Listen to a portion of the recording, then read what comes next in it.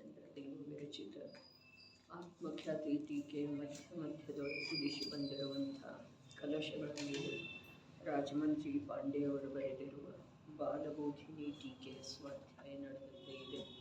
ನಿರ್ಜರ ಅಧಿಕಾರದ 8ನೇ ಕಲಶ. ಈಗ ಜ್ಞಾಯಕ ಭಾವ ನಿರ್ಭಯ ಸ್ವಾದಂ ಸಮಾಸಾದಯನ್ ಸ್ವಾದಂ ದ್ವಂದ್ವಮಯಂ ವಿಧಾತುಮಸಃ ಸ್ವಾಂ ವಸ್ತುವೃತ್ತಿಂ ವಿದನ್ ಆತ್ಮಾನುಭವಾನುಭಾವವಶೋ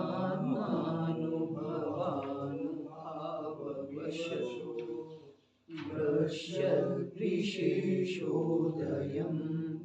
ಸಾಮಾನ್ಯಂ ಕಲಯಂತಿರೈಷ ಸಕಲಂ ಜ್ಞಾನಂ ನಯತೆ ಕಥಾಂ. ಭಾವಾರ್ಥ ಓದ್ಕೊಂಡು ಯಾವ ಪ್ರಕಾರ ಉಷ್ಣತೆ ಮಾತ್ರವೇ ಅಗ್ನಿ ಇದೆ, ಆದುದರಿಂದ ದಾಹ್ಯ ವಸ್ತುವನ್ನು ದಹಿಸುತ್ತ ದಾಹ್ಯದ ಆಕಾರವಾಗಿ ಪರಿಣಮಿಸುತ್ತದೆ. ಆದುದರಿಂದ ನೋಡ್ರಿ, ದಾಹ್ಯ ವಸ್ತುವನ್ನು ದಹಿಸುತ್ತ ದಾಹ್ಯದ ಆಕಾರವಾಗಿ ಪರಿಣಮಿಸುತ್ತದೆ.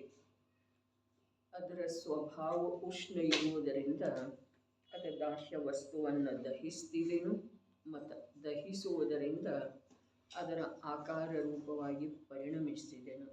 ಅದೇ ಪ್ರಕಾರ ಜ್ಞಾನ ತಿಳಿಯುವ ಸ್ವಭಾವ ಇರುವುದರಿಂದ ಜ್ಞೇಯ ವಸ್ತುವನ್ನು ತಿಳಿತಿದೆನು ಮತ್ತು ಜ್ಞೇಯಾಕಾರ ರೂಪವಾಗಿ ಪರಿಣಮಿಸ್ತಿದೆನು.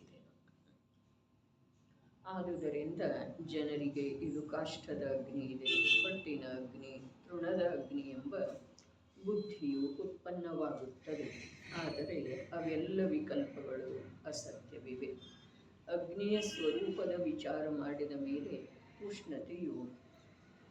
ಉಷ್ಣತೆಯು ಮಾತ್ರವೇ ಅಗ್ನಿ ಇದೆ, ಏಕರೂಪವಿದೆ. ಕಾಷ್ಠ, ಹೊಟ್ಟು, ತೃಣಗಳು ಅಗ್ನಿಯ ಸ್ವರೂಪವಲ್ಲ. ಅದೇ ಪ್ರಕಾರ ಜ್ಞಾನವು ಚೇತನ ಪ್ರಕಾಶ ಮಾತ್ರವಿದೆ. ಸಮಸ್ತ ಜ್ಞೇಯ ವಸ್ತುಗಳನ್ನು ತಿಳಿಯುವ ಸ್ವಭಾವವಿದೆ. ಇಲ್ಲಿ ಪ್ರಕಾಶ ಶಬ್ದ ಹೇಳಿದರಂದಮೇಲೆ ಜ್ಞೇಯ ವಸ್ತುಗಳನ್ನು ಪ್ರಕಾಶಿತ ಮಾಡ್ತಿದೆ ಒಂದರ್ಥ, ತಿಳಿಯುವುದಂದ್ರೂ ಒಂದು, ಪ್ರಕಾಶಿತ ಮಾಡುವುದಂದ್ರೂ ಒಂದು. ಆದುದರಿಂದ ಸಮಸ್ತ ಜ್ಞೇಯ ವಸ್ತುಗಳನ್ನು ತಿಳಿಯುತ್ತ ಜ್ಞೇಯಾಕಾರವಾಗಿ ಪರಿಣಮಿಸುತ್ತದೆ. ಅದರಿಂದ ಜ್ಞಾನಿ ಜೀವನಿಗೆ ಮತಿಜ್ಞಾನ, ಶ್ರುತಜ್ಞಾನ, ಅವಧಿಜ್ಞಾನ, ಮನಃಪರ್ಯಯ ಜ್ಞಾನ, ಕೇವಲ ಜ್ಞಾನವೆಂಬ ವಿಕಲ್ಪಗಳು ಅಸತ್ಯವಿವೆ ಎಂಬ ಬುದ್ಧಿಯು ಉತ್ಪನ್ನವಾಗುತ್ತವೆ. ಜ್ಞೇಯಗಳ ಉಪಾಧಿಯಿಂದ ಮತಿ, ಶ್ರುತ, ಅವಧಿ, ಮನಃಪರ್ಯಯ, ಕೇವಲವೆಂಬ ವಿಕಲ್ಪಗಳು ಉತ್ಪನ್ನವಾಗುತ್ತವೆ. ಕಾರಣವೇನೆಂದರೆ ಜ್ಞೇಯ ವಸ್ತುಗಳು ನಾನಾ ಪ್ರಕಾರವಿವೆ. ಎಂಥ ಜ್ಞೇಯದ ಜ್ಞಾಯಕನಾಗುತ್ತಾನೆ ಅಂಥದೇ ನಾಮ ಪಡೆಯುತ್ತಾನೆ. ವಸ್ತು ಸ್ವರೂಪದ ವಿಚಾರ ಮಾಡಿದ ಮೇಲೆ ಜ್ಞಾನ ಮಾತ್ರವಿದೆ. ನಾಮ ಪಡೆಯುತ್ತಾನೆ ಆ ಮಾತು ಸತ್ಯ ಇದ್ರೂ ಅವನ ಸ್ವಭಾವವೇ ಜ್ಞಾನ ಇರುವುದರಿಂದ ಆ ಜ್ಞೇಯ ವಸ್ತುಗಳನ್ನು ತಿಳಿಯುವ ರೂಪದಿಂದ ಪರಿಣಮಿಸುವುದ ಅವನ ಸ್ವಭಾವವೇ ಇದ್ದ ಕಾರಣ ಯಾವ ಜ್ಞೇಯ ವಸ್ತುವನ್ನು ತಿಳಿತಾನೋ ಆ ಪ್ರಕಾರ ಹೆಸರು ಪಡಿತಾನೆ. ಮತಿಜ್ಞಾನಿ, ಅವಧಿಜ್ಞಾನಿ ಅಥವಾ ಕೇವಲ ಜ್ಞಾನಿ ಮೊದಲಾಗಿ. ಆದರೆ ಹೆಸರನ್ನು ಪಡೆದರನ್ನು ಕೂಡ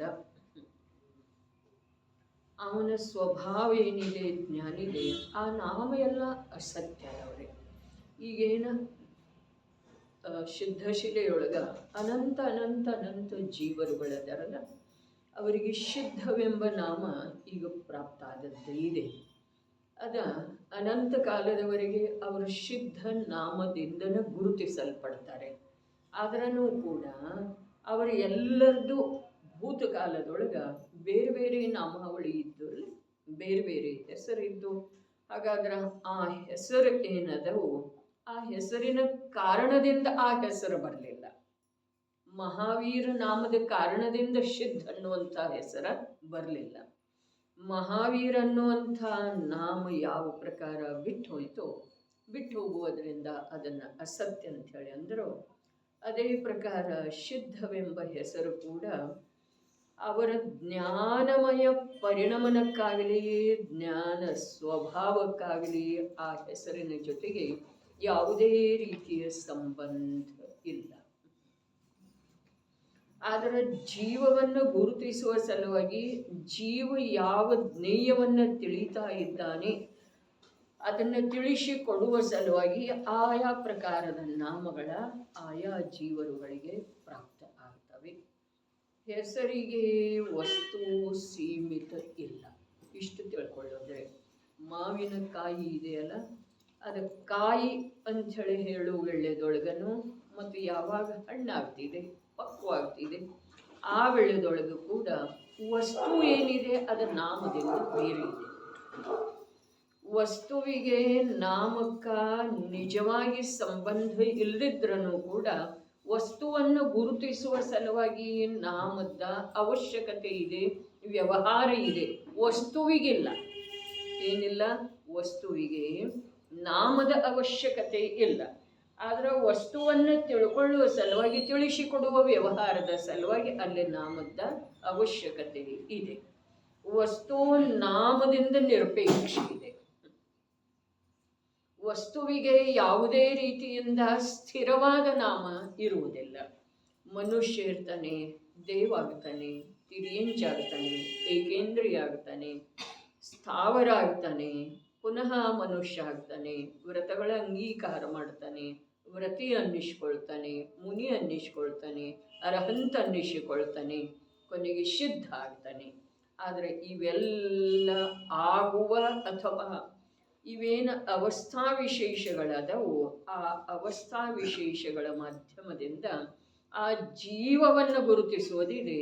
ಆ ಜೀವ ಏನಿದೆ ಅದು ಅವಸ್ಥಾ ವಿಶೇಷದಿಂದ ನಿರಪೇಕ್ಷ ಇದೆ. ಸಿದ್ಧ ಇದ್ರೂ ಕೂಡ ಜ್ಞಾನವೇ ಜೀವದ ಸ್ವಭಾವ ಇದೆ. ಏಕೇಂದ್ರಿಯ ಇದ್ರೂ ಕೂಡ ಜ್ಞಾನವೇ ಜೀವದ ಸ್ವಭಾವ ಇದೆ. ಸಾಧಕಾವಸ್ಥೆಯಲ್ಲಿ ಕೂಡ ಜೀವದ ಸ್ವಭಾವ ಜ್ಞಾನವೇ ಇದೆ. ಹಾಗಾದ್ರೆ ಸಂಸಾರಿ ಜೀವ ಮುಕ್ತ ಹೇಗಾಗ್ತಾನೆ? ಸಂಸಾರಿ ಜೀವ ಮುಕ್ತ ಕೇವಲ ಇದರದೇ ಆಶ್ರಯದಿಂದ ಆಗ್ತಾನೆ. ಯಾವುದರ ಆಶ್ರಯದಿಂದ? ನಾಮರಹಿತ ಯಾವುದ ವಸ್ತು ಇದೆಯೋ, ಯಾವ ಸ್ವಭಾವ ರೂಪದಿಂದ ವಸ್ತು ಇದೆಯೋ, ನಾಮ ಇದು ವಸ್ತುವಿನ ಸ್ವಭಾವ ಅಲ್ಲ. ಮಹಾವೀರ ಅಥವಾ ಅರಹಂತ ಇದ ಆ ಚೇತನಾತ್ಮನ ಸ್ವಭಾವ ಅಲ್ಲ. ಮರೀಚಿ ಅಥವಾ ಶಿವ ಆ ಚೇತನಾತ್ಮನ ಸ್ವಭಾವ ಅಲ್ಲ. ಹಾಗಾದ್ರೆ ಚೇತನಾತ್ಮ ಯಾವಾಗಲೂ ಚೇತನ ಸ್ವಭಾವದಿಂದ ವಿದ್ಯಮಾನ ಇರ್ತಾನೆ. ಯಾವಾಗ ಅವ ತನ್ನ ಆ ತ್ರಿಕಾಲಿ ಸ್ವಭಾವವನ್ನು, ಬದಲಾಗದೇ ಇರುವಂಥ ಸ್ವಭಾವವನ್ನು, ಅರೆ ಬಹಳ ಅದ್ಭುತ ಮಾತು ಇದೆ ರೀ, ಪ್ರಯೋಜನಭೂತ ಮಾತು ಇದೆ. ಯಾವುದು ತಾತ್ಕಾಲಿಕವಾಗಿ ನಮಗೆ ಲಭಿಸಿದ್ದ ಇದೆಯೋ, ನಮ್ಮ ಕಾರ್ಯದ ನಿಮಿತ್ತದಿಂದ ನಮಗೆ ತಾತ್ಕಾಲಿಕವಾಗಿ ನಮ್ಮ ಮೇಲೆ ಆರೋಪ ಮಾಡಲಾಗಿದೆಯೋ, ಕಾರಣವಶಾತ್ರೆ ನಾಮಕರ್ಮದಿಂದ, ಶುಭ ಕರ್ಮದಿಂದ, ಸಾಧನಾ ರೂಪದ ಕರ್ಮದಿಂದ ಅಲ್ಲಿ ದೇವ ಅನ್ನೋದ ಅಥವಾ ಮನುಷ್ಯ ಅನ್ನೋದ ಅಥವಾ ಮುನಿ ಅನ್ನೋದ ಇವೆಲ್ಲ ನಾಮಾವಳಿಗಳೇನು ಪ್ರಾಪ್ತ ಆಗ್ತವೆ.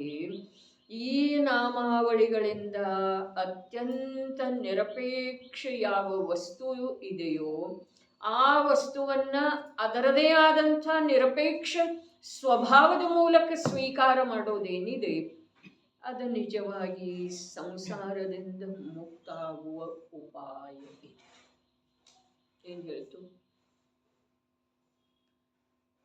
ನಾಮದಿಂದ ಅವಸ್ಥಾದಿಂದ ಕಾರಣವಶಾತ್ ಏನು ನಾಮ ಪ್ರಾಪ್ತ ಆಗಿದೆ ಅಥವಾ ಆ ಅವಸ್ಥೆ ರೂಪದಿಂದ ಪರಿಣಮನ ಮಾಡ್ತಾನೋ ಜೀವ, ಆ ಅವಸ್ಥೆಯಿಂದ ಆ ಅವಸ್ಥೆಯನ್ನು ತಿಳಿಸಿಕೊಡುವ ಮಾಧ್ಯಮ ರೂಪದ ನಾಮದಿಂದ ಯಾವುದ ನಿರಪೇಕ್ಷ ಸ್ವಭಾವ ಇದೆಯೋ, ತ್ರಿಕಾಲಿ ಸ್ವಭಾವ, ಆ ಸ್ವಭಾವದ ಆಶ್ರಯ ಮಾಡುವುದರಿಂದ ಸಂಸಾರಿ ಜೀವ ಸಂಸಾರದಿಂದ ಮುಕ್ತ ಆಗ್ತಾನೆ, ದುಃಖಿ ಜೀವ ದುಃಖದಿಂದ ಬಿಡುಗಡೆ ಹೊಂದುತ್ತಾನೆ. 4 ಗತಿಗಳಲ್ಲೇ ನಿರಂತರ ಬಿಟ್ಟು ಬಿಡದೆ ಪರಿಭ್ರಮಣ ಮಾಡ್ತಾ ಇರುವಂತಹ ಜೀವ ಶಾಶ್ವತವಾದಂತಹ ಮೋಕ್ಷಗತಿಯೊಳಗೆ ಹೋಗಿ ವಾಸ ಮಾಡ್ತಾನೆ. ಈ ಪ್ರಕಾರ ತನ್ನ ಸ್ವಭಾವದ ಬದಲಾಗದೇ ಇರುವಂತಹ ಸ್ವಭಾವದ, ನಾಮಕ್ಕ ಗುರಿ ಆಗದೇ ಇರುವಂತಹ ಸ್ವಭಾವದ, ನಾಮದ ಮಧ್ಯದೊಳಗೂ ಕೂಡ ಯಾವುದಕ್ಕೂ ಚ್ಯುತಿ ಬರುವುದಿಲ್ಲವೋ ಅಂಥ ಸ್ವಭಾವದ ಆಶ್ರಯ ಮಾಡೋದ, ಜ್ಞಾನ ಮಾಡಿಕೊಳ್ಳೋದ, ಶ್ರದ್ಧೆ ಮಾಡೋದ, ಇದು ಈಗ ನಮ್ಮದ ತಮ್ಮದ ಜಿನವಾಣಿಯ ಆಶ್ರಯದ ನಿಮಿತ್ತದಿಂದ ಆಗಬೇಕಾದಂಥ ಕಾರ್ಯ.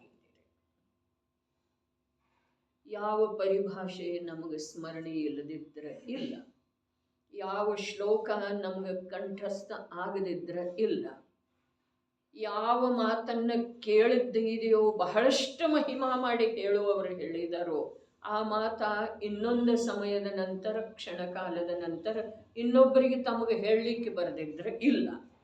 ಆದ್ರೆ ಇದು ಸ್ವೀಕಾರ ಆಗೋದು ಕಠಿಣ ಇದೆಯೇನ? ಇದಕ್ಕೇನು ಜ್ಞಾನ ವಿಶೇಷ ಬೇಕಾಗಿದೆಯೇನ? ಈಗ ಇಲ್ಲಿಯವರೆಗೆ ಏನು ಹೇಳ್ತು ಅದಕ್ಕೇನರೇ ಒಂದಿಷ್ಟು ಜ್ಞಾನದ ವಿಶೇಷತೆ ಬೇಕು. ಇದಕ್ಕೆ ಜ್ಞಾನ ವಿಶೇಷ ಬೇಕಾಗಿದೆ ಅನ್ರಿ. ಯಾವ ಅವಸ್ಥೆಯ ರೂಪದಿಂದ ನಾನು ಪರಿಣಮನ ಮಾಡ್ತಾ ಇದ್ದೇನೋ, ನಾನು ಅರ್ಥಾತ್ ಜ್ಞಾನ, ನಾನು ಯಾವ ಅವಸ್ಥೆಯ ರೂಪದಿಂದ ಪರಿಣಮನ ಮಾಡ್ತಾ ಇದ್ದೇನೋ, ನನ್ನನ್ನು ಯಾವ ಅವಸ್ಥೆಯ ಮೂಲಕ ಜ್ಞಾನಿ ಗುರುಗಳ ನನಗಾಗಲಿ ಅಥವಾ ಎಲ್ಲರಿಗೆ ತಿಳಿಸಿಕೊಟ್ಟಿದ್ದಾರೋ ಅದರಿಂದ ಭಿನ್ನ ನಾನು ಕೇವಲ ಕೇವಲ ಕೇವಲ ನಿರಪೇಕ್ಷ ಜ್ಞಾನ ಮಾತ್ರ ವಸ್ತು ಇದ್ದೇನೆ. ವಸ್ತು ವಸ್ತು ವಸ್ತು ವಸ್ತು ಅರ್ಥಾತ್ ನನ್ನದ 3 ಕಾಲದಲ್ಲೂ ವಾಸ್ತವ್ಯ ಇದೆ. ಅಸ್ಥಿ ಅರ್ಥಾತ್ ನನ್ನದ ಅಸ್ತಿತ್ವ ಅರ್ಥಾತ್ 3 ಕಾಲದಲ್ಲೂ ನನ್ನದ ಅಸ್ಥಿ ಇದೆ, ನನ್ನ ಸತ್ತಾ ಇದೆ. ಹಾಗಾದ್ರೆ ಆ 3 ಕಾಲದಲ್ಲೂ ಇರುವಂಥ ಸತ್ತಾಕ ಮತ್ತು ವರ್ತಮಾನದಲ್ಲಿ ಆಗ್ತಾ ಇರುವಂಥ ಪರಿಣಮನ ಬದಲಾವಣೆ ಅವಸ್ಥೆ, ಆ ಅವಸ್ಥೆಗೆ ಏನಿಲ್ಲ ಏನರೇ ಬಾಹ್ಯ ನಿಮಿತ್ತ ಇರಬಹುದು, ಕರ್ಮ ಇರಬಹುದು, ಸಂಯೋಗ ಇರಬಹುದು, ಏನಿಲ್ಲ ಏನರೇ ಇರಬಹುದು, ಅಥವಾ ಕೊನೆಗೆ ಆ ಅವಸ್ಥೆಗೆ ಆ ಯೋಗ್ಯತೆನೇ ಆ ಸಮಯದ್ದು ಇರಬಹುದು. ಆದ್ರೆ ಅದೇ ಏನೇ ಇದ್ರೂ ಕೂಡ ಅವಸ್ಥಾ ಮಾತ್ರದಿಂದ ತ್ರಿಕಾಲದಲ್ಲೂ ನನ್ನ ವಾಸ್ತವ್ಯ ಯಾವ ಪ್ರಕಾರದ್ದು ಇದೆಯೋ ಆ ಪ್ರಕಾರದಿಂದ ನನ್ನನ್ನು ನಾನು ತಿಳ್ಕೊಳ್ಳೋದು, ಸ್ವೀಕಾರ ಮಾಡೋದು. ಅರೆ ಯಾವಾಗ ಸ್ವೀಕಾರ ಮಾಡೋದ, ಯಾವಾಗ ಬೇಕಾದರೂ ಮತ್ತೆ ಮತ್ತೆ ಪುನಃ ಪುನಃ ಅದರದ್ದೇ ನಿರ್ಣಯ ಮಾಡೋದು. ನಾನು ಈ ರೂಪದಿಂದ ಇದ್ದೇನೆ, ನಿನ್ನೆ ಬೇರೆ ರೂಪದಿಂದ ಇದ್ದನು, 10 ವರ್ಷದ ಕೆಳಗೆ ಬೇರೆ ರೂಪದಿಂದ ಇದ್ದನು ಅಥವಾ ಇಲ್ರಿ. 10 ವರ್ಷದ ಕೆಳಗ ನನ್ನನ್ನು ನಾನು ಎಷ್ಟು ಸಮರ್ಥವಂತ ತಿಳ್ಕೊಳ್ತಾ ಇದ್ದೆನು, ಹಾಗಾದರೆ ಈಗ ನನ್ನನ್ನು ನಾನು ಯಾವ ರೀತಿ ತಿಳ್ಕೊಳ್ತಾ ಇದ್ದೇನೆ?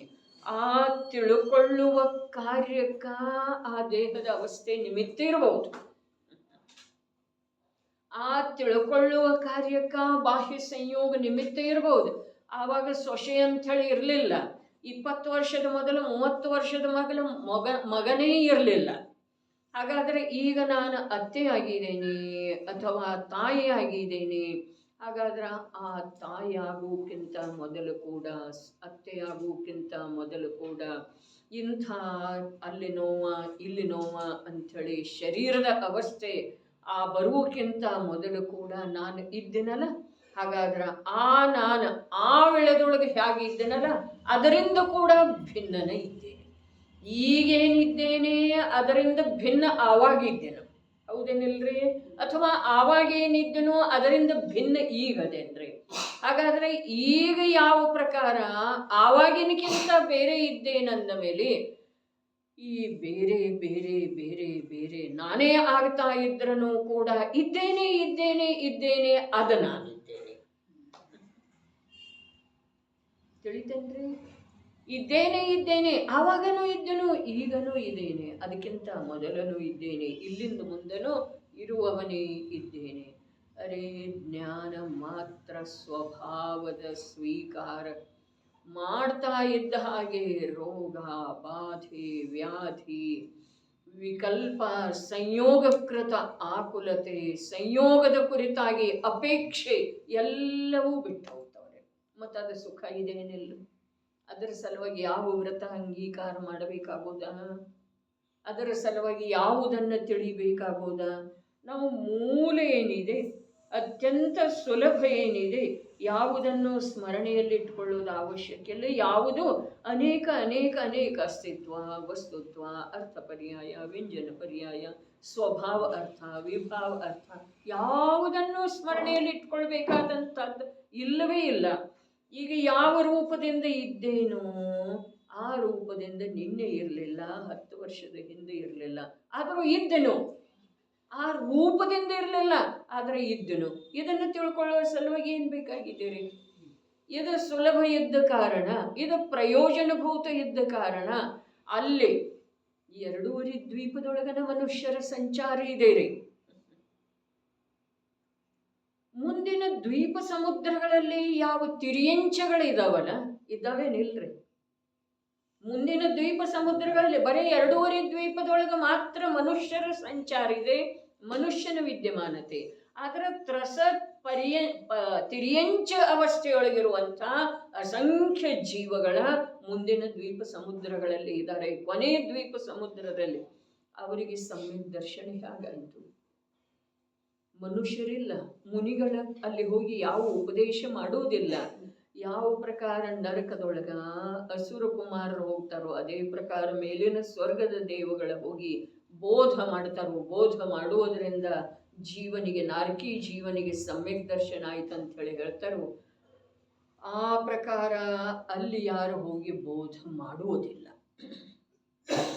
ಆದ್ರೂ ಕೂಡ ಜೀವರುಗಳಿಗೆ ಸಮ್ಯಕ್ ದರ್ಶನನೂ ಆಗ್ತಿದೆ, ಪಂಚಮಗುಣ ಸ್ಥಾನನೂ ಬರ್ತಿದೆ. ಯಾವುದರಿಂದ ಬರ್ತಿದೆ?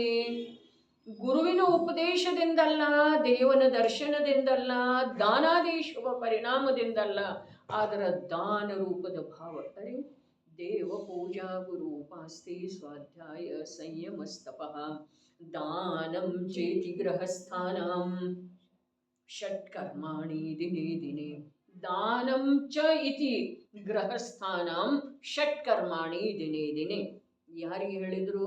ಪಂಚಮಗುಣ ಸ್ಥಾನಾವರ್ತಿ ಶ್ರಾವಕ.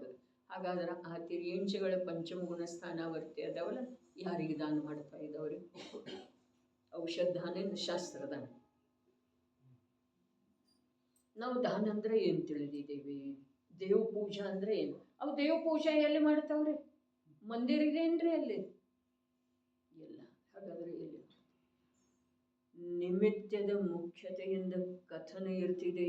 ಈ ಮಾತು ಸತ್ಯ ಇದ್ರೂ ಕೂಡ ನಿಮಿತ್ತವನ್ನೇ ಮುಖ್ಯ ಮಾಡಿ ಯಾವ ತಿಳಿತಾನೋ ಅವನಿಗೆ ಆ ಕಥನದ ಪ್ರಯೋಜನ ಆಗುವುದಿಲ್ಲ.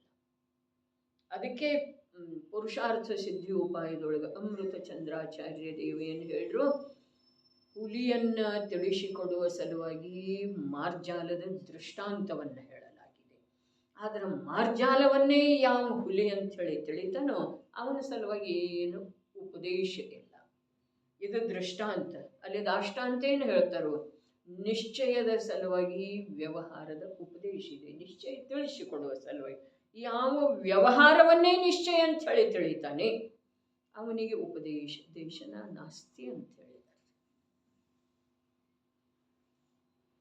ಶ್ರೋತೃ ಆಗುವ ಸಲುವಾಗಿ, ಜಿನೇಂದ್ರ ಭಗವಂತನ ದರ್ಶನ ಮಾಡುವಂಥ ಯೋಗ್ಯತೆ ಬರುವ ಸಲುವಾಗಿ ನಮ್ಮಲ್ಲಿ ಯಾವ ಪ್ರಕಾರದ ಆಂತರ್ಯದ ನಿರ್ಮಲತೆ ಬೇಕು ಅದರ ಕಡೆಗೆ ನಮ್ದು ಗಮನ ಇಲ್ಲ. ಇಲ್ಲಿ ಹೇಳ್ತಾ ಇದ್ದಾರೆ, ಆ ಜ್ಞಾನಿ ಜೀವನಿಗೆ ಇವೆಲ್ಲ ಅಸತ್ಯ ವಿಕಲ್ಪ ಇದಾವೆ ಅಂತೇಳಿ ಅನ್ನಿಸ್ತಿದೆ. ಯಾವೆಲ್ಲ? ಮತಿ ಜ್ಞಾನ, ಶ್ರುತ ಜ್ಞಾನ. ಅರೆ ಜ್ಞಾನವೇ ಜ್ಞಾನ ನಾನಿರುವೆಳೆದೊಳಗ, ಜ್ಞಾನವೇ ಜ್ಞಾನ ನನ್ನ ಅಭಾವ ಎಂದೂ ಆಗದೆ ಇರುವೆಳೆದೊಳಗ. ಆ ಜ್ಞಾನಕ್ಕೆ ಒಂದಲ್ಲ ಒಂದು ಅವಸ್ಥಾ ವಿಶೇಷ ಇದ್ದೇ ಇರ್ತಿದೆ. ಆದ್ರೆ ಆ ಅವಸ್ಥಾ ವಿಶೇಷವನ್ನು ತಗೊಂಡು ನನಗೇನು ಮಾಡುವುದಿದೆ? ಇದು ಜ್ಞಾನಿಯ ವಿಚಾರ ಸರಣಿ ಇದೆ. ಆ ಅವಸ್ಥಾ ವಿಶೇಷ ಇದ್ದೇ ಇರ್ತಿದೆ, ಇರಲೇಬೇಕ. ಅವಸ್ಥೆಯಿಂದ ರಹಿತವಾದಂಥ ವಸ್ತು ಲೋಕದೊಳಗೆ ಇರುವುದೇ ಇಲ್ಲ. ಪರ್ಯಾಯದಿಂದ ರಹಿತವಾದಂಥ ಗುಣ ದ್ರವ್ಯದೊಳಗೆ ಇರುವುದೇ ಇಲ್ಲ. ಹಾಗಾದ್ರೆ ಪರ್ಯಾಯ ಇರೋದೇನಲ್ಲ, ನನಗೆ ಪರ್ಯಾಯ ತಗೊಂಡು ಏನು ಮಾಡುವುದಿದೆ? ಯಾವುದೇ ಅನಂತ ಅನಂತ ಅನಂತ ಅನಂತ ಅನಂತಾನಂತ ಪರ್ಯಾಯಗಳನ್ನು ಹೊರಡಿಸಿದರನು ಅಥವಾ ಪರ್ಯಾಯಗಳ ರೂಪದಿಂದ ಪರಿಣಮಿಸಿದರನು ಕೂಡ, ಅನಂತಾನಂತ ಪರ್ಯಾಯಗಳ ನಷ್ಟಾಗಿ ಹೋದರನು ಕೂಡ, ವ್ಯಯಕ್ಕೆ ಪ್ರಾಪ್ತಾಗಿ ಹೋದರನು ಕೂಡ, ಗುಣ ಅಥವಾ ಗುಣರತ್ನಾಕರ ಆತ್ಮನ ವ್ಯಯ ಅಥವಾ ನಾಶ ಎಂದೂ ಆಗುವುದಿಲ್ಲ. ಗುಣ ಅಥವಾ ಆತ್ಮರೂಪದ ವಸ್ತುವಿನೊಳಗ ಕ್ಷತಿ ಎಂದೂ ಬರುವುದೇ ಇಲ್ಲ. ಅರೆ, ಗುಣ ಅಥವಾ ಗುಣರತ್ನಾಕರನಾದಂಥ ನಿಜ ಶುದ್ಧಾತ್ಮನನ್ನ, ಗುಣ ಅಂದ್ರೆ ಜ್ಞಾನ, ಗುಣರತ್ನಾಕರ ಅಂತಂದ್ರೆ ಅನಂತ ಅನಂತ ಅನಂತ ಗುಣಗಳನ್ನ ಒಂದು ಜ್ಞಾನ ಪ್ರಕಾಶದಿಂದ ಪ್ರಕಾಶಿತಗೊಳಿಸುವಂಥ ಆ ಜ್ಞಾನ. ಇಂಥ ವೈಭವ ನನ್ನದು ಇರುವೆಳೆದೊಳಗೆ. ಅರೆ, ಒಂದು ಸಲ ತಿಳಿಬೇಕ್ರೆ ಯಾವ ಪ್ರಕಾರ ನಿನ್ನೆ ಮಾತನ್ನ ಕೊನೆ ಮಾತನ್ನ ದೃಷ್ಟಾಂತ ರೂಪದಿಂದ ಈಗ ತಗೊಳ್ಳೋಣ. ನಿನ್ನೇನು ಹೇಳಿತ್ತು? ತ್ರಿಲೋಕ ಪೂಜ್ಯ ಪ್ರಭು, ಮೂರು ಲೋಕದ ಉತ್ತಮ ಪುರುಷರೆಲ್ಲ ಯಾರಿಗೆ ನಮಸ್ಕಾರ ಮಾಡ್ತಾರೋ ಅಂಥ ವೀತರಾಗ ಸರ್ವಜ್ಞ ಅರ್ಹಂತ ಭಗವಂತರ ಪ್ರತ್ಯಕ್ಷ ದರ್ಶನ ನನಗೆ ಆಗ್ತಾ ಇರುವೆಳೆದೊಳಗ ಮತ್ತು ಅವರ ಕಡೆಯಿಂದ ಏನಾದರೂ ಅಪೇಕ್ಷೆ ಮಾಡೋದ? ಇದು ಯಾವ ಪ್ರಕಾರ ಮೂರ್ಖ ಶತಮೂರ್ಖನ ಕಾರ್ಯ ಇದೆಯೋ ಅದೇ ಪ್ರಕಾರ ಇಂಥ ಜ್ಞಾನಗುಣ ಅನಂತ ಅನಂತ ಅನಂತ ಅನಂತ ಗುಣಗಳ ಅಭೇದ ಜೀವ ದ್ರವ್ಯದ ಅನಂತ ಗುಣಗಳನ್ನು ಮತ್ತು ಅಭೇದ ಜೀವ ದ್ರವ್ಯವನ್ನ ಏಕಕಾಲಕ್ಕೆ ತನ್ನ ಜ್ಞಾನ ಪ್ರಕಾಶದಿಂದ ಅರ್ಥಾತ್ ತಿಳಿಯುವ ಸಾಮರ್ಥ್ಯದಿಂದ ತಿಳಿಯುವಂತಹ ಜ್ಞಾನ ಮಾತ್ರ ವಸ್ತು ನಾನಿದ್ದೇನೆ. ಇಷ್ಟು ತಿಳಿದ ನಂತರ, ಇದರ ಶ್ರದ್ಧೆ ಆದ ನಂತರ, ಇದರ ವಿಶ್ವಾಸ ಆದ ನಂತರ ಆ ಜ್ಞಾನಿ ಜೀವ ತನ್ನದೇ ಆದಂಥ ಪೂರ್ಣಾವಸ್ಥೆ ಕೇವಲ ಜ್ಞಾನವನ್ನು ಅವ ಬಯಸುವುದಿಲ್ಲ. ಅಂದ ಮೇಲೆ ಅನ್ಯ ಯಾವ ಪದಾರ್ಥಗಳ ಯಾವುದಾದರೂ ಅವಸ್ಥೆಯನ್ನು ಹೇಗೆ ಬಯಸೋ ಸಾಧ್ಯ ಇದೆ? ಈ ಪ್ರಕಾರ ಸ್ವಾಧೀನ ಆಗಿ ಇಡೀ ವಿಶ್ವದಿಂದ ನಿರಪೇಕ್ಷನಾಗಿ ಯಾರ ಕಣ್ಣೀರಿಗೂ ಬಾಗದ್ದನ, ಯಾರ ಮೇಲೆ ಕರುಣೆ ಮಾಡುವಂಥ ದುರ್ಬಲತೆಯನ್ನು ಕೂಡ ಬಿಟ್ಟುಕೊಟ್ಟ ಮೋಕ್ಷದ ಮಾರ್ಗದೊಳಗೆ ಸಾಗುತ್ತಾನೆ. ಶಾಶ್ವತವಾದಂಥ ಮೋಕ್ಷ ಸ್ಥಾನಕ್ಕ ಪ್ರಾಪ್ತ ಆಗುತ್ತಾನೆ. ಅವನನ್ನು ಜಗತ್ತು ತಿಳಿದ್ರೂ ಸರಿ, ತಿಳಿದಿದ್ರೂ ಸರಿ. ಅರೆ, ನಮ್ಮನ್ನು ಜಗತ್ತು ತಿಳಿಬೇಕಾಗಿದ್ದೀರಿ, ಅಧಿಕ ಜನರು ನಮ್ಮನ್ನು ತಿಳಿಬೇಕಾಗಿದೆ. ಆದರೆ ನಮ್ಮನ್ನು ನಾನು ತಿಳಿಬೇಕು ಅನ್ನೋ ಭಾವ ನಮ್ಮಲ್ಲೇ ಇಲ್ಲ.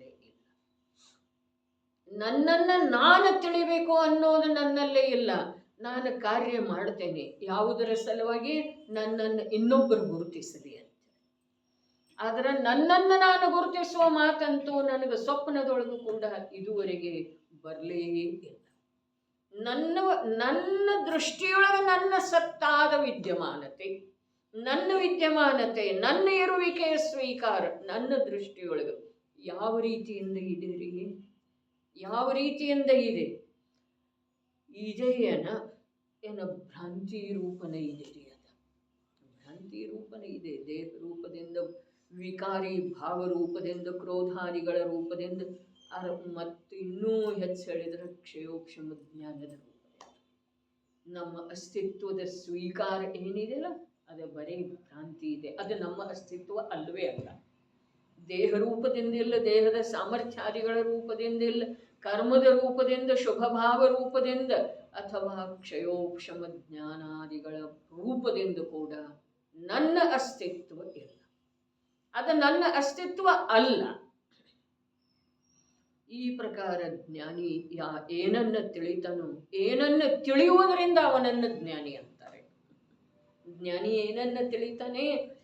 ಆ ಮತಿಶ್ರುತಾದಿ ಪರ್ಯಾಯಗಳ ಅಸತ್ಯ ಇದ್ದಾವೆ.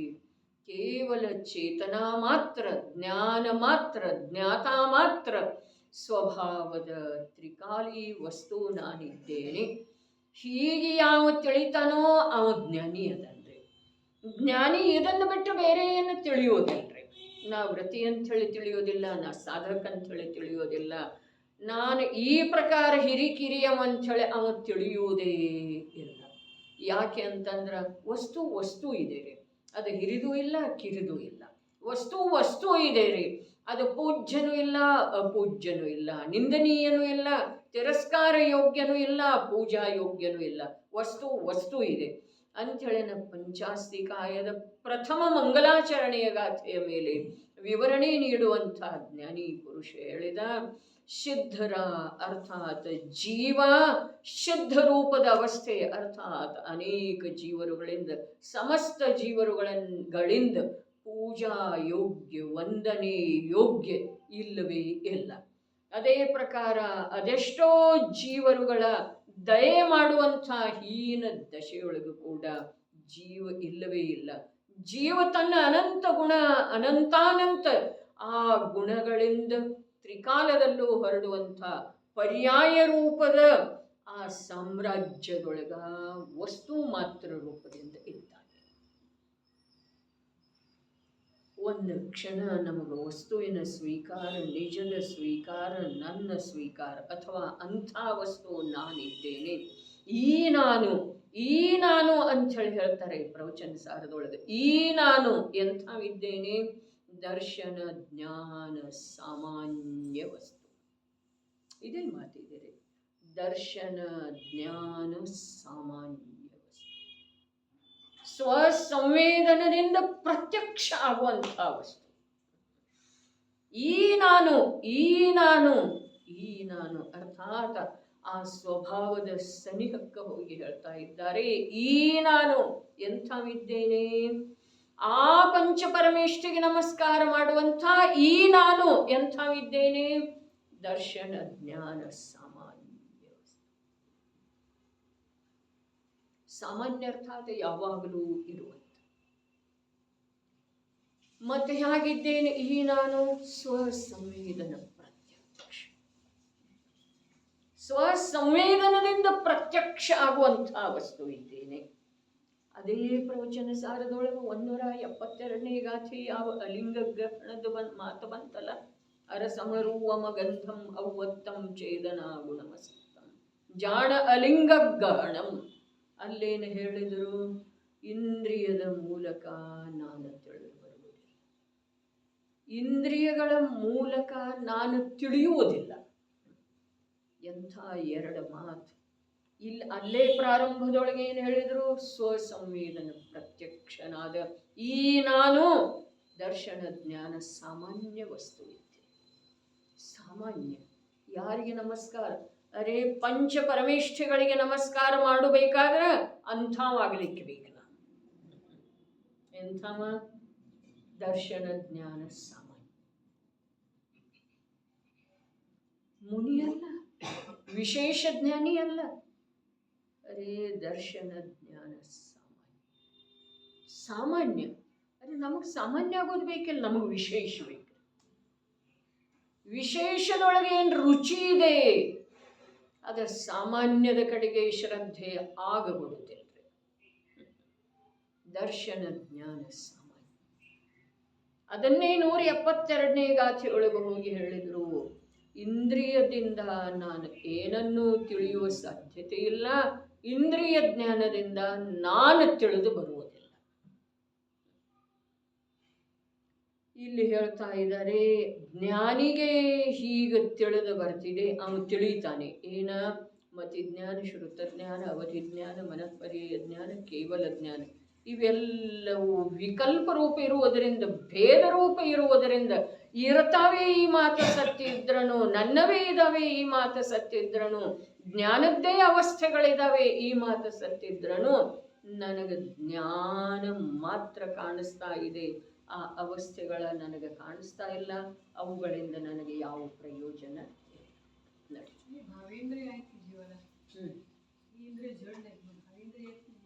ಭಾವೇಂದ್ರಿಯದಿಂದ ಅಂದ್ರೆ ನೋಡ್ರಿ, ಯಾವ ಭಾವೇಂದ್ರಿಯ ಇದಾವೆಯೋ ಅವು ತುಂಡು ಇದಾವೆ ಅಂಥೇಳಿ ನಿನ್ನೆ ಹೇಳಿರ್ತಲ್ಲ, ನಿನ್ನೆ ಮೊದಲು ಈಗ ಚಕ್ಷು ರೂಪದ ಇದು ದ್ರವ್ಯೇಂದ್ರಿಯ, ಇದರ ಹಿಂದೆ ಇದೆ ಆತ್ಮ ಪ್ರದೇಶಗಳಿದ್ದಾವೆ. ಅವುಗಳಲ್ಲೇ ಮಾತ್ರ ಆ ಸಾಮರ್ಥ್ಯ ಇದೆ. ಏನ ರೂಪಿ ಪದಾರ್ಥಗಳನ್ನು ನೋಡುವಂಥದ್ದು. ಈ ಚಕ್ಷು ಇಂದ್ರಿಯದ ಅಷ್ಟೇ ಪ್ರದೇಶದೊಳಗ ಚೈತನ್ಯದ ಯಾವ ಪ್ರದೇಶಗಳಿದಾವೆಯೋ ಆತ್ಮನು ಆ ಪ್ರದೇಶದಲ್ಲಿ ಮಾತ್ರ ಏನಿದೆ ರೂಪಿ ಪದಾರ್ಥಗಳನ್ನು ನೋಡುವಂಥ ಶಕ್ತಿ ಇದೆ. ಹಾಗಾದ್ರೆ ಅದು ಆತ್ಮಂದಾಯ್ತೇನ್ರಿ? ಆಗಲಿಲ್ರಿ. ಅದಕ್ಕೆ ನೋಡ್ರಿ ಎಷ್ಟು ಭೇದ ಮಾಡಿ ವಸ್ತುವನ್ನ ತಿಳಿಸಿಕೊಡಲಾಗುತ್ತದೆ.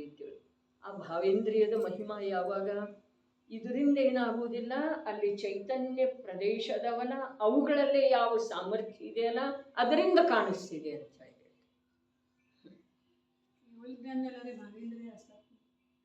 ಕೇವಲ ಜ್ಞಾನ ಆದ ನಂತರ ಇಂದ್ರಿಯಗಳ ಅವಲಂಬನೆ ಇರುವುದಿಲ್ಲ, ಭಾವೇಂದ್ರಿಯಗಳದ್ದನ್ನು ಅವಲಂಬನೆ ಇರುವುದಿಲ್ಲ.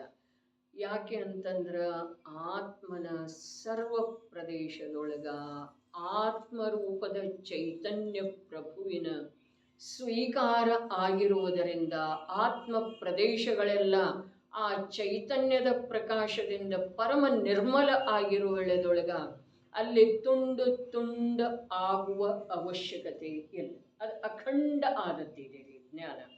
ಮೂರು ಲೋಕ ಮೂರು ಕಾಲವನ್ನು ತಿಳಿತಾ ಇರುವೆಳೆದೊಳಗೂ ಕೂಡ ಆ ಜ್ಞಾನದಲ್ಲಿ ಚೈತನ್ಯ ಪ್ರಕಾಶ ಆ ಅಭೇದ ಆತ್ಮನದೇ ಏನಾದದ್ದಿದೆ ಅಂದ್ರೆ ಅಖಂಡತೆ ವಿದ್ಯಮಾನ.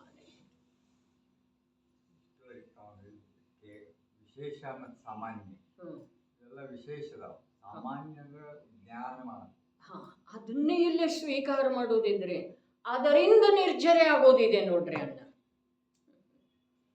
ಬೇರೆ ಯಾವುದರಿಂದನೂ ಅನಶನದಿಂದ ಆಗುವುದಿಲ್ಲ, ಅವಮೌದರ್ಯದಿಂದ ಆಗುವುದಿಲ್ಲ, ವೃತ್ತಿ ಪರಿಸಂಖ್ಯಾನದಿಂದ ಆಗುವುದಿಲ್ಲ, ಕಾಯಕ್ಲೇಶದಿಂದ ಆಗುವುದಿಲ್ಲ. ಮುಂದೆ ಯಾವ ಅವಸ್ವಾಧ್ಯಾಯ ಧ್ಯಾನ ತಪ ಅಂತರಂಗ ತಪ ಇದಾವೆಯೋ ಅವುಗಳಿಂದ ಆಗುವುದಿಲ್ಲ.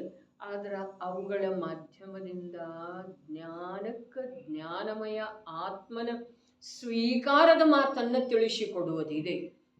ಅದನ್ನಷ್ಟೇ ಮಾಡಿ ಅದರಿಂದ ನಿರ್ಜರೆ ಆಯಿತು ಅಂತಂದ್ರೆ ತಪಸ ನಿರ್ಜರಾಚ ಸೂತ್ರ ಗ್ರಂಥದೊಳಗೆ ಸೂತ್ರ ಬಂತರೆ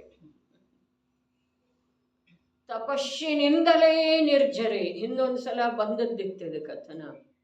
ತಪಸ ನಿರ್ಜರಾಚ ತಪಸ್ಸಿನಿಂದಲೇ ನಿರ್ಜರೆಯಾಗುತ್ತದೆ, ತಪಸ್ಸಿನಿಂದ ಕೂಡ ನಿರ್ಜರೆಯಾಗುತ್ತದೆ. ಎರಡರೊಳಗೆ ಏನಿದೆ? ತಪಸ್ಸಿನಿಂದಲೇ ನಿರ್ಜರೆಯಾಗುತ್ತದೆ, ತಪಸ್ಸಿನಿಂದ ಕೂಡ ನಿರ್ಜರೆ. ಸೂತ್ರ ಗ್ರಂಥಕಾರರ ಅಭಿಪ್ರಾಯ ಆ ಸೂತ್ರ ರಚನೆ ಮಾಡುವ ವೇಳೆದೊಳಗೆ ಯಾವುದಿರಬಹುದು?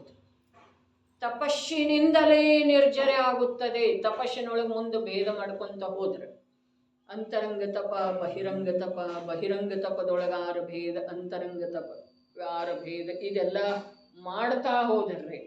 ಆದ್ರೆ ತಪಸಾ ನಿರ್ಜರಾಚ ಸೂತ್ರ ಬರೆಯುವುದೊಳಗ ಸೂತ್ರ ಗ್ರಂಥದ ರಚನೆಕಾರ ಕುಂದಾಚಾರ್ಯ ದೇವರ ಪಟ್ಟ ಶಿಷ್ಯ ಉಮಾಸ್ವಾಮಿ ಆಚಾರ್ಯರ ಅಂತರಂಗದೊಳಗೆ ಏನು ಅಭಿಪ್ರಾಯ ಇರಬಹುದು? ತಪಸ್ಸಿನಿಂದಲೂ ನಿರ್ಜರೆ ಆಗ್ತಿದೆ ಅನ್ನಬಹುದು, ಅಥವಾ ತಪಸ್ಸಿನಿಂದ ಕೂಡ ನಿರ್ಜರೆ ಆಗ್ತಿದೆ ಅಂದಿರಬಹುದು. ಎರಡೂ ಅರ್ಥ ಇಲ್ಲಿ ಪ್ರಯೋಜನವುಳ್ಳದ್ದು. ಆಚಾರ್ಯ ಭಗವಂತರ ಚ ಶಬ್ದದ ಪ್ರಯೋಗ ಮಾಡುವುದರೊಳಗೆ ಯಾವ ಉದ್ದೇಶದಿಂದ ಮಾಡಿದರು ಅನ್ನೋದನ್ನು ನಾವು ಪ್ರತ್ಯಕ್ಷವಾಗಿ ನಿಖರವಾಗಿ ಕಂಡುಹಿಡಿಯುವ ಸಾಧ್ಯ ಇಲ್ಲ. ಆದರೆ ಅದಕ್ಕೆ 2 ಅರ್ಥಗಳನ್ನು ಲಗತ್ತಿಸಿದ ನಂತರ ಎರಡೂ ಅರ್ಥ ನಮಗೆ ಪ್ರಯೋಜನಭೂತ. ತಪಸ್ಸಿನಿಂದಲೇ ಬಾಹ್ಯ ಒಂದು ತಪಸ್ಸಿನಿಂದಲೇ ಅನ್ನುವುದರೊಳಗ ನಾಸ್ತಿ ಇದೆ, ನಾಸ್ತಿಯ ಕಥನಿದೆ. ತಪಸ್ಸಿನಿಂದ ಕೂಡ ಅನ್ನುವುದರೊಳಗೆ ಅಸ್ಥಿಯ ಕಥನಿದೆ. ಏನು ಅಸ್ಥಿ ನಾಸ್ತಿ? ತಪಸ್ ಅರ್ಥಾತ್ ಇಚ್ಛೆಯ ನಿರೋಧ, ಪರಪದಾರ್ಥಗಳ ಕಡೆಗೆ ಜೀವದ ಉಪಯೋಗ ಹೋಗದೇ ಇರೋದು, ಅದರಿಂದನೇ ನಿರ್ಜರೆ ಆಗ್ತಿದೆ. ಇದು ನಾಸ್ತಿ, ಪರದ ಸ್ವೀಕಾರ ಇದೆ. ಇನ್ನು ಅಸ್ತಿ ಯಾವುದ ತಪಸ್ಸಿನಿಂದ ಕೂಡ ಅರೆ ತನ್ನಲ್ಲೇ ತಾನು ಇರುವೆಳೆದೊಳಗ ಆ ಭೇದ ರೂಪದ ತಪಸ್ಸುಗಳೇನು ನಡೀತಾವೋ ಅವುಗಳಿಂದ ಕೂಡ ನಿರ್ಚರೆ ಆಗ್ತಿದೆ. ಯಾವ ಅಹಿಂಸಾ ಮಹಾವ್ರತ ಇದೆ ಅಲ್ಲ, 4 ಮೊಳ ಭೂಮಿಯನ್ನು ನೋಡಿ ಗಮನ ಮಾಡುವಂಥ ಯಾವ ಒಂದು ಈರ್ಯಾಪಥ ಸಮಿತಿ ಇದೆ, ಭಾಷಾ ಸಮಿತಿ ಇದೆ, ಏಷಣಾ ಸಮಿತಿ ಇದೆ, ಆದಾನ ನಿಕ್ಷೇಪ ಸಮಿತಿ ಇದೆ, ಅರೆ ವ್ಯುತ್ಸರ್ಗ ಸಮಿತಿ ಇದೆ. ಆ ಸಮಿತಿಗಳ ಮಾಧ್ಯಮದಿಂದ ಆ ಸಮಿತಿ ರೂಪದಿಂದ ಯಾವಾಗೋ ಒಂದು ಅಂಶ ಜ್ಞಾನ ಸಮಿತಿ ರೂಪದಿಂದ ಪರಿಣಮನ ಮಾಡ್ತಾ ಇದ್ರೆ ಅದರಿಂದನೂ ನಿರ್ಜರೆ ಆಗ್ತಿದೆ, ಅದರಿಂದನೂ ಆಗ್ತಿದೆ. ಆದ್ರೆ ಸಮಿತಿಗಳ ಕಡೆಗೆ ಭೇದ ರೂಪದಿಂದ ಜೀವದ ಪರಿಣಾಮ ಅಲ್ಲಿ ವರ್ತಿಸದೆ ಇರುವೆಳೆದೊಳಗೆ ಅಥವಾ ಬಹಳಷ್ಟು ಅಂಶದಿಂದ 90 ಭಾಗ ಸ್ವಭಾವದ ಅವಲಂಬನೆ ಇದೆ, 10 ಭಾಗ ಭಾಷಾ ಸಮಿತಿ, ಏಷಣಾ ಸಮಿತಿ, ಆದಾನ ನಿಕ್ಷೇಪಣ ಸಮಿತಿ ಇದೆಲ್ಲದರ ಕಡೆಗೆ ಒಂದು 10 ಅಂಶ ಕಾರ್ಯ ನಡೆದಿದೆ. ಹಾಗಾದರೆ ಇಲ್ಲಿ 90 ಅಂಶ ಏನು ನಡೆದಿದೆಯಲ್ಲ ಇದರಿಂದ ನಿರ್ಜರೆ ಆಗ್ತಾ ಇದೆ, ಅದರಿಂದ ಕೂಡ ಆಗ್ತಿದೆ. ಇಷ್ಟು ಮಾತಿದೆ. ಇದರಿಂದನೇ ಆಗ್ತಿದೆ, ಅದರಿಂದ ಕೂಡ ಆಗ್ತಿದೆ. ಅದ್ಭುತ ಮಾತಿದೆ. ಶುದ್ಧೋಪಯೋಗಿದ ಮುನಿ ಧರ್ಮ ಇದೆ, ಅದರ ನಿರ್ವಸ್ತ್ರತೆ ಕೂಡ ಮುನಿ ಧರ್ಮನೇ ಇದೆ. ಶುದ್ಧೋಪಯೋಗಿದ ಮುನಿ ಧರ್ಮ ಇದೆ, ಅದರ ಪಂಚಮಹಾವ್ರತ ಕೂಡ ಮುನಿ ಧರ್ಮನೇ ಇದೆ. ಅದರಿಂದ ಕೂಡ ನಿರ್ಜರನೇ ಆಗ್ತಿದೆ, ಅರೆ ಬಂದ್ ಆಗ್ತಿದೆ ಅಂತೇಳಿ ಹೇಳಿತಲ್ಲ ನೋಡ್ರಿ. ಈಗ 5ನೇ ಭಾಗದೊಳಗ ಬಹಳಷ್ಟು ಬಾರಿ ಬನಾರಸಿ ದಾಸರದ ಅಲ್ಲಿ ದೃಷ್ಟಾಂತ ರೂಪದಿಂದ ಸ್ವೀಕಾರ ಮಾಡಿದರೆ ಮುನಿಯಲ್ಲೇ ಪಂಚಮಹಾವ್ರತಕ್ಕೆ ಸಂಬಂಧಿಸಿದ ಪರಿಣಾಮ ಏನಿದೆ ಅದು ಜಿನಪಂಥಲ್ ಜಗಪಂಥ ಅಂತ ಹೇಳಿ ಹೇಳಿದ್ದಾರೆ. ಅದು ಜಿನಪಂಥಲ್ಲ. ಆದ್ರೆ ಜಿನಪಂಥವನ್ನ ಬಿಟ್ಟ ಪಂಚಮಹಾವ್ರತ ಮತ್ತೆಲ್ಲಿ ಜಗತ್ತಿನೊಳಗದಾವ್ ಹೇಳ್ರಿ? ಬೇರೆ ಎಲ್ಲಿ ಅದಾವ್ರಿ? ಜಿನರ ಮಾರ್ಗದೊಳಗೆ ಹೋಗುವಂಥವನಿಗೆ ಅದಾವನ್ರಲ್ಲ, ಅದಾವ್ರಲ್ಲ. ಪಂಚಮಹಾವ್ರತ ರೂಪದ ಪರಿಣಾಮ ಯಾರಿಗಿರ್ತಿದೆ? ಜಿನರ ಪಂಥದೊಳಗೆ ಹೋಗುವಂಥವನಿಗೆ ಇದೆಯೋ ಅಥವಾ ಜಗಪಂಥ ಇದೆ ರೀ. ಆದ್ರೆ ಅಲ್ಲಿ ಬನಾರಸಿದಾಸ್ ಕವಿವರ ಬನಾರಸಿದಾಸನ ಅಭಿಪ್ರಾಯ ಹೀಗಿದೆ, ಅದರಿಂದ ಕೆಲವು ಅಂಶದಿಂದಲೇ ಬಂದ್ ಆಗ್ತಿದೆಪ್ಪ. ಹೌದೇನಿಲ್ರಿ? ಅರೆ ಕೆಲವು ಅಂಶದಿಂದ ನಿರ್ಜರೆ ಆಗ್ತಿದೆ ಅಂತೇಳಿ ಒಪ್ಪೋನು. ಯಾಕೆ? ಶುದ್ಧೋಪಯೋಗದ ಜೊತೆಗೆ ಅದಾವಲ್ಲ ಅವ. ಅಪ್ಪಾಜಿ ದೃಷ್ಟಾಂತ ಕೊಡ್ತಿದ್ರು, ಹೂವಿನ ಸಂಬಂಧದಿಂದ ಮಾಲೆಯೊಳಗಿರುವಂತಹ ದಾರ ಕೂಡ ಸುಗಂಧಮಯ ಆಗ್ತಿದೆ. ಹೂವಿನ ಸಂಪರ್ಕ ಬರುವುದರಿಂದ ದಾರ ಇದೆಯಲ್ಲ, ಆ ದಾರ ಕೂಡ ಸುಗಂಧಮಯ ಆಗ್ತಿದೆ. ಅದೇ ಪ್ರಕಾರ ಶುದ್ಧೋಪಯೋಗದ ಸಂಪರ್ಕದಿಂದ ಆ ವ್ರತ ರೂಪದ ದಾರ ಕೂಡ ಏನಾಯ್ತು? ನಿರ್ಜರೆಯ ಕಾರಣ ಆಯ್ತು, ಧರ್ಮ ಆಯ್ತು, ಜಿನಮಾರ್ಗ ಆಯ್ತು. ಅರೆ ವ್ಯವಹಾರದಿಂದನೇ ಇರಲಿ ಆದ್ರೆ ಆಯ್ತು. ಆದ್ರೆ ವ್ಯವಹಾರ ಕೂಡ ಶುದ್ಧೋಪಯೋಗ ಇಲ್ದಿದ್ರೆ ಇರುವುದಿಲ್ರಿ. ಜಿನಪಂಥ ಅರ್ಥಾತ್ ಇಲ್ಲಿ ಜಿನಪಂಥ ಜಗಪಂಥದ ಅರ್ಥ ಅತ್ಯಂತ ಸೂಕ್ಷ್ಮತೆಯಿಂದ ನೋಡಿದರೆ ಹೀಗೆ ಸಿದ್ಧ ಆಗ್ತಿದೆ. ಅದರಲ್ಲಿ ಸ್ವಲ್ಪರೇ ಬಂಧ ಇದೆಪ್ಪ. ಆದರೆ ಜಿನೇಂದ್ರರ ಮಾರ್ಗ ಏನಿದೆಯಲ್ಲ ಅದು ಬಂಧರಹಿತ ಇದೆ. ಜಿನೇಂದ್ರರ ಪಂಥ ಏನಿದೆಯಲ್ಲ ಅರ್ಥಾತ್ ದೀಕ್ಷಾಧಾರಣ ಮಾಡೋದೇನಿದೆಯಲ್ಲ ಅದು ಬಂಧರಹಿತ ಇದೆ ರೀ. ಬಂಧ ಆಗತಿತ್ತು ಅಂತಂದ್ರ ಆ ದೀಕ್ಷಾ ಮುನಿಯ ಸಾಧಕ ಅವಸ್ಥಾ ಏನೂ ಬೆಲೆ ಇಲ್ಲ.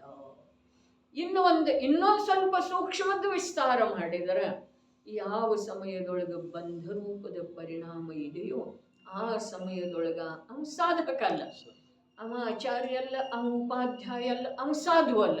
ಯಾವಾಗ ಶುದ್ಧೋಪಯೋಗದಲ್ಲಿ ಅತೀಂದ್ರಿಯ ಆನಂದದ ಅನುಭವ ಮಾಡ್ತಾ ಇದ್ದಾನೆ, ಬೇರೆ ರೂಪದಿಂದ ಹೇಳಿದ್ರ ಅರಹಂತ ಸಿದ್ಧರ ಹಾಗೆ ಸಮಯ ಸಾಪೇಕ್ಷ ಆ ನಿರಾಕುಲ ಶಾಂತಿಯ ಸಾಗರದೊಳಗೆ ಮುಳುಗಿ ಹೋಗಿದ್ದಾನೆ. ಆ ಅವಸ್ಥೆಯೊಳಗೆ ಅವ ಆಚಾರ್ಯ ಇದ್ದಾನೆ, ಉಪಾಧ್ಯಾಯ ಇದ್ದಾನೆ, ಸಾಧು ಇದ್ದಾನೆ. ಇನ್ನೂ ಒಂದು ಮಾತೇನಿದೆ, ಶುದ್ಧೋಪಯೋಗದೊಳಗೆ ಇರುವ ಸಮಯದೊಳಗನ ಅವ ನಮಸ್ಕಾರ ಯೋಗ್ಯ ಇದ್ದಾನೆ. ಇನ್ನೂ ಒಂದು ಮಾತು ಏನಿದೆ, ಯಾವ ಸಾಧು ಆಚಾರ್ಯ ಪದದೊಳಗಿರಲಿ ಉಪಾಧ್ಯಾಯ ಪದದೊಳಗಿರಲಿ ಅದೇ ಭವದಿಂದ ಮೋಕ್ಷಕ್ಕೆ ಹೋಗ್ತಾನಲ್ಲ, ಅವನಿಗೆ ಮಾತ್ರ ಪಂಚನಮೋಕಾರ ಮಂತ್ರದೊಳಗ ಆಚಾರ್ಯ ಉಪಾಧ್ಯಾಯ ಅಥವಾ ಸಾಧು ರೂಪದಿಂದ ನಮಸ್ಕಾರ ಮಾಡಲಾಗುತ್ತದೆ. ಇನ್ನ ಇಲ್ಲಿ ಇಷ್ಟೊಂದು ಅಪರಿಮಿತ ಉಪಕಾರ ಜೈನಾಚಾರ್ಯರದ, ಅದರಲ್ಲಿ ಕುಂದು ಮಹಾಪ್ರಭುವಿಂದ ಭವ್ಯ ಜೀವರುಗಳ ಮೇಲೆ ಇದ್ರನೂ ಕೂಡ ಅವರ ನಮೋ ಆಯಿರ್ಯ ನಮ್ಮದೊಳಗಾಗಲಿ, ನಮೋ ಲೋಯೇ ಸವಸಾಹು ನಮ್ಮದೊಳಗಾಗಲಿ ನಮಸ್ಕಾರ ಮಂತ್ರದೊಳಗೆ ನಮಿಸಲ್ಪಡುವುದಿಲ್ಲ. ಯಾಕೆಂತಂದ್ರೆ ಅವರು ಮೋಕ್ಷಕ್ಕೆ ಹೋಗಲಿಲ್ಲಲ್ಲ. ಹಾಗಾದ್ರೆ ಅವರನ್ನ ನಾವು ಯಾವ ರೀತಿ ಶ್ರೇಷ್ಠ ಅಂತೇಳಿ, ಅರೆ ಭೂತಕಾಲದೊಳಗೆ ಅರ್ಥಾತ್ ನಮ್ಮ ಅಪೇಕ್ಷಾದಿಂದ ಭೂತಕಾಲದೊಳಗೆ ಯಾವಾಗ ಅವರ ಮುನಿ ಅವಸ್ಥೆಯಲ್ಲಿ ವಿದ್ಯಮಾನ ಇದ್ರೋ, ಯಾವಾಗ ಅವರ ಸಾಕ್ಷಾತ್ ಶುದ್ಧೋಪಯೋಗದಲ್ಲಿದ್ದರೋ ಆ ಅವಸ್ಥಾ ವಿಶೇಷವನ್ನು ಮುಖ್ಯ ಮಾಡಿ ಅವರನ್ನು ನಮೋ ಆಯಿರ್ಯ ನಮ್ ಅನ್ಬಹುದು, ನಮೋ ಲೋಯಿ ಸವಸಾಹು ನಮ್ ಅನ್ಬಹುದು, ಅಥವಾ ನಮಗೆ ಅತ್ಯಂತ ಆದರಣೀಯ ಪೂಜನೀಯ ಪ್ರಾತಸ್ಮರಣೀಯ ಅಂಥೇಳಿ ಅನ್ಬಹುದು. ಅವರ ಗ್ರಂಥ ರಚನೆ ಮಾಡಿದ್ದಾರೆ ಅಂಥೇಳಿ ಅಲ್ಲ. ಗ್ರಂಥ ರಚನೆ ಮಾಡಿರುವುದು ಏನಿದೆ ಅವರ ಸಲುವಾಗಿನೂ ಜಗಪಂಥ ಇದೆ, ಮತ್ತು ಅವರನ್ನು ಆ ದೃಷ್ಟಿಯಿಂದ ನೋಡುವುದ ನಮ್ಮ ಸಲುವಾಗಿನೂ ಏನಿದೆ ಜಗಪಂಥ.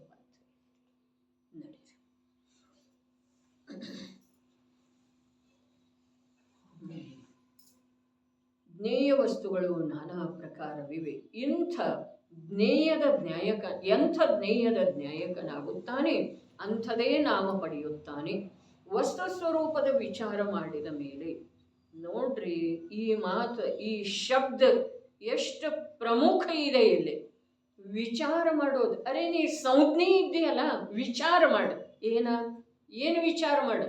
ವಸ್ತು ಸ್ವರೂಪ ಏನು ಹೇಳ್ತಿದೆ ಅದನ್ನೆಲ್ಲ ಹ್ಞೂ ಅಂಥೇಳಿ ಕತ್ತಲ್ಲಾಡಿಸಬೇಡ, ವಸ್ತು ಸ್ವರೂಪದ ವಿಚಾರ ಮಾಡು. ಅಲ್ಲಿ ಹಾಗೆ ಹೇಳಿದ್ದಾರೆ, ಇಲ್ಲಿ ಹೀಗೆ ಹೇಳಿದ್ದಾರೆ. ನೀನು ವಿಕಲ್ಪದ ಗೊಂದಲದೊಳಗೆ ಜಾಲದೊಳಗೆ ಸಿಲುಕಬೇಡ, ವಿಚಾರ ಮಾಡ. ವಿಚಾರ ಮಾಡುವಂಥ ಶಕ್ತಿ ನೀನು ಸ್ವಯಂ ಪ್ರಾಪ್ತ ಮಾಡಿಕೊಂಡಿದೆಯಲ್ಲ, ವಿಚಾರ ಮಾಡು. ಯಾರು ಹೇಳ್ತಾರಂತ ಹೇಳಿ ಸತ್ಯ ಅಲ್ಲ. ಯಾರೂ ಹೇಳಿದರೆ, ಯಾರು ಅಂದ್ರೆ ಯಾರ?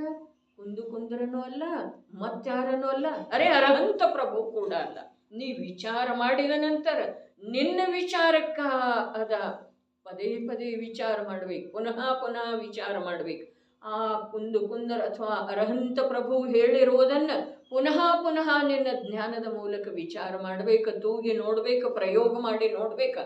ಆವಾಗ ಅದರ ಸತ್ಯತೆ ನಿನಗೆ ಸ್ವೀಕಾರ ಆಗೋ ಸಾಧ್ಯ ಇದೆ, ಮತ್ತು ಆ ಸತ್ಯ ನಿನ್ನದಾಗ್ತಿದೆ. ಇಲ್ದಿದ್ರೆ ಇದೆಲ್ಲ ಸತ್ಯ ಯಾರ್ದಿದೆ? ಕುಂದರ್ದಿದೆ.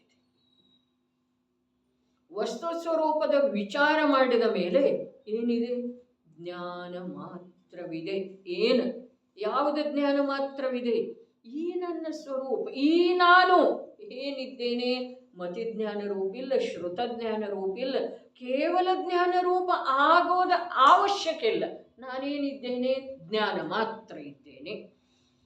ನಾಮಧಾರಣೆ ಎಲ್ಲವೂ ಅಸತ್ಯವಿದೆ. ಇಂಥ ಅನುಭವವು ಶುದ್ಧ ಸ್ವರೂಪದ ಅನುಭವವಿದೆ. ನಾಮಧಾರಣೆ ಎಲ್ಲವೂ ಅಸತ್ಯವಿದೆ. ಅಸತ್ಯದ ಅನುಭವ ಅಲ್ಲ, ಅಸತ್ಯವಿದೆ ಅಂಥೇಳಿ ಅದರದ ಅನುಭವ ಬಿಟ್ಟು ಹೋಗಿ ಯಾವುದ ಜ್ಞಾನ ಮಾತ್ರ ವಸ್ತು ಇದೆಯಲ್ಲ ಅದರ ಅನುಭವ ಏನಿದೆ, ಆ ಅನುಭವವೇ ಏನಿದೆ? ಇಂಥ ಅನುಭವವು ಶುದ್ಧ ಸ್ವರೂಪದ ಅನುಭವ. ಎಂಥ ಅನುಭವ?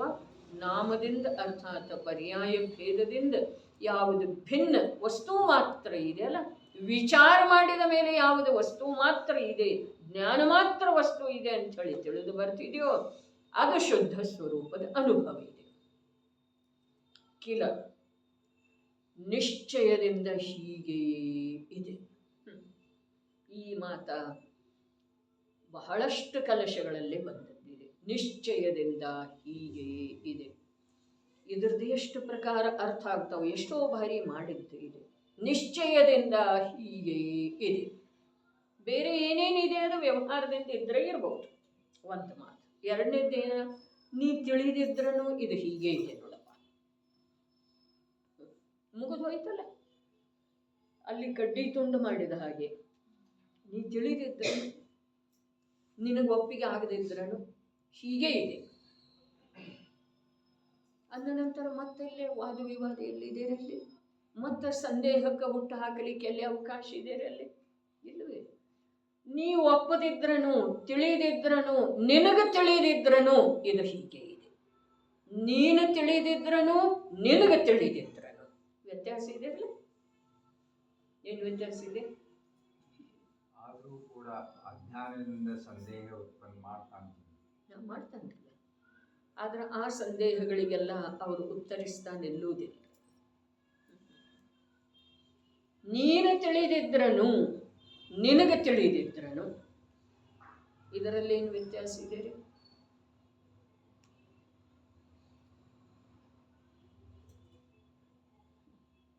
ಸಂಜ್ಞೆಯಾದ ನಂತರ ಕೂಡ ನೀನು ತಿಳಿತಾ ಇಲ್ಲ, ಇದು ಒಂದು. ನಿನಗೆ ತಿಳಿದಿದ್ರನು, ಇದುವರೆಗೆ ನಿನ್ನಲ್ಲಿ ತಿಳಿಯುವ ಯೋಗ್ಯತೆನೇ ಇರಲಿಲ್ಲ, ಅದಕ್ಕೆ ತಿಳಿಲಿಲ್ಲ. ನಿನಗೆ ಯೋಗ್ಯತೆ ಇಲ್ಲದ ಕಾರಣ ತಿಳಿದಿದ್ರನು, ನಿನ್ನಲ್ಲೇ ಯೋಗ್ಯತೆ ಇದ್ದ ನಂತರ ಕೂಡ ನೀನು ತಿಳ್ಕೊಳ್ಳದಿದ್ರನು ಇದು ಹೀಗೆ ಇದೆ. ಮುಗಿದೋಯ್ತ್ರೆ, ಇದು ಹೀಗೆ ಇದೆ. ಕಿಲ ನಿಶ್ಚಯದಿಂದ ಹೀಗೆ ಇದೆ. ಅನುಭವ ಸಂಪನ್ನ ಆತ್ಮನು ಹೇಗಿದ್ದಾನೆ? ಏಕ ಜ್ಞಾಯಕ ಭಾವ ನಿರ್ಭರ ಮಹಾಸ್ವಾದಂ ಸಮಾಸದಯನ್. ಏಕ ನಿರ್ವಿಕಲ್ಪವಿರುವಂಥ, ಏಕದ ವ್ಯಾಖ್ಯಾ ಏನ? ನಿರ್ವಿಕಲ್ಪವಿರುವಂಥ, ಅರ್ಥಾತ್ ಅಭೇದ, ಅಖಂಡ, ಭೇದ ಇಲ್ಲ. ಯಾವ ಭೇದ ಇಲ್ಲ? ಮತಿಶ್ರುತಾದಿ ಭೇದ ಇಲ್ಲ. ನಿರ್ವಿಕಲ್ಪವಿರುವಂಥ ಆ ಜ್ಞಾಯಕ ಭಾವ. ಸರಿ, ಜ್ಞಾಯಕ ಭಾವ ಅಂದ್ರು ಅದರದ ಅರ್ಥ ಏನ್ ಮಾಡ್ರು? ಚೇತನ ದ್ರವ್ಯ ಅಂದ್ರು. ಜ್ಞಾಯಕ ಭಾವ, ಭಾವ ಅಂದ್ರ ನಾವು ಒಂದು ಸಮಯದಂತ ಹೇಳಿ ತಿಳಿಬಹುದು, ತುಂಡು ತುಂಡು ಅಂತ ಹೇಳಿ ತಿಳಿಬಹುದು, ಭೇದ ರೂಪದಿಂದ ತಿಳಿಬಹುದು. ಆದ್ರೆ ಅದರ ಅರ್ಥ ಟೀಕಾಕಾರರು ಏನು ಮಾಡ್ರು? ಚೇತನ ದ್ರವ್ಯ. ಅದರಲ್ಲಿ ನಿರ್ಭರ, ಅತ್ಯಂತ ಮಗ್ನತೆಯು, ಅದರಿಂದ ಆಗಿರುವಂಥ ಮಹಾಸ್ವಾದಂ, ಅನಾಕುಲ ಲಕ್ಷಣದ ಸೌಖ್ಯವು, ಅದನ್ನು ಸಮಾಸಾದಯನ್ ಆಸ್ವಾದಿಸುತ್ತ ಇದ್ದಾನೆ.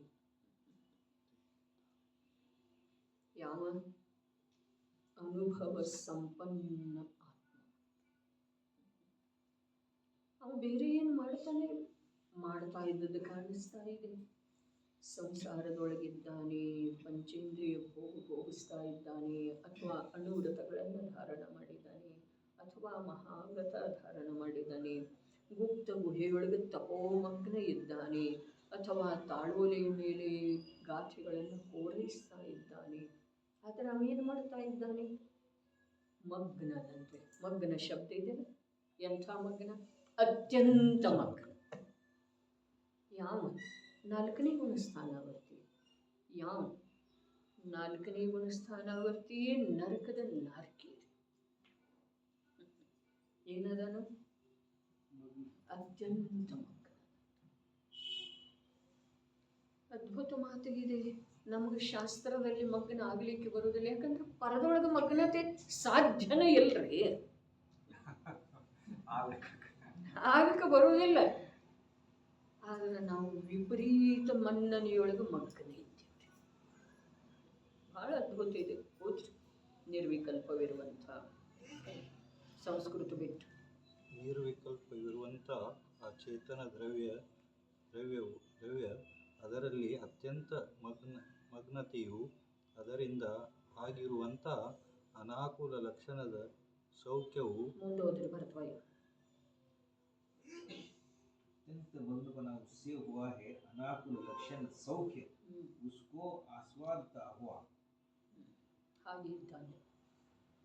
ನಾವಿಲ್ಲಿ ಪೂರ್ಣ ಮಾಡಿದ್ದೇವ್ರಿ.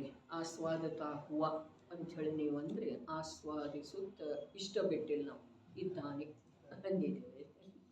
ನಮ್ಮ ಭಾಷಾದ ಸೌಷ್ಠವ